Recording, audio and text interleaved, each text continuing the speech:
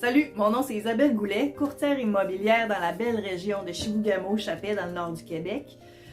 Aujourd'hui, petite capsule concernant les maisons qui ont besoin de rénovation.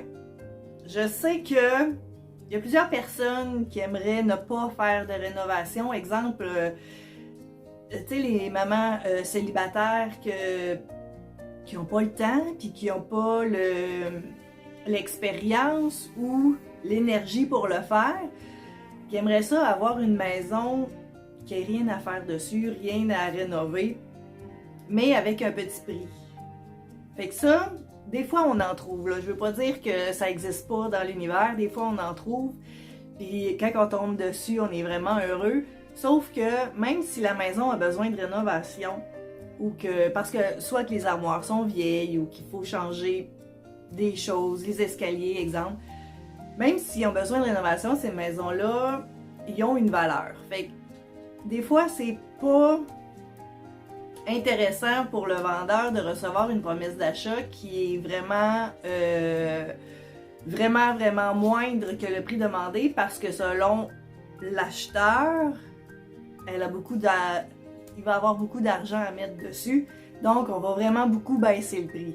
Ça, c'est pas une bonne stratégie parce que même s'il y aurait des rénaux, selon nous, à faire, la maison est habitable en ce moment.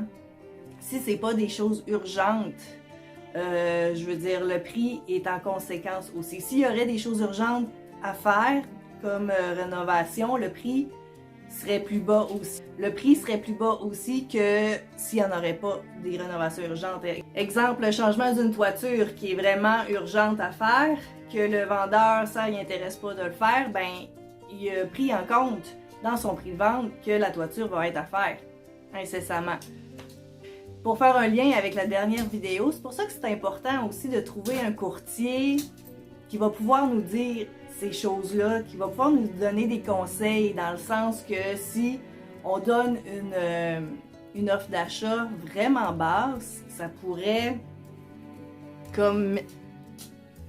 mettre fin.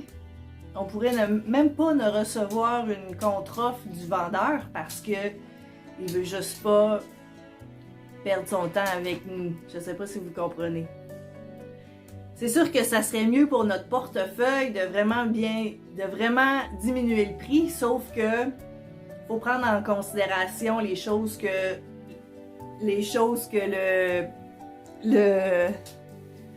faut prendre en considération ce que le vendeur a déjà fait aussi. Sur ça, je vous souhaite une belle journée et je vous dis à la prochaine. Bye bye!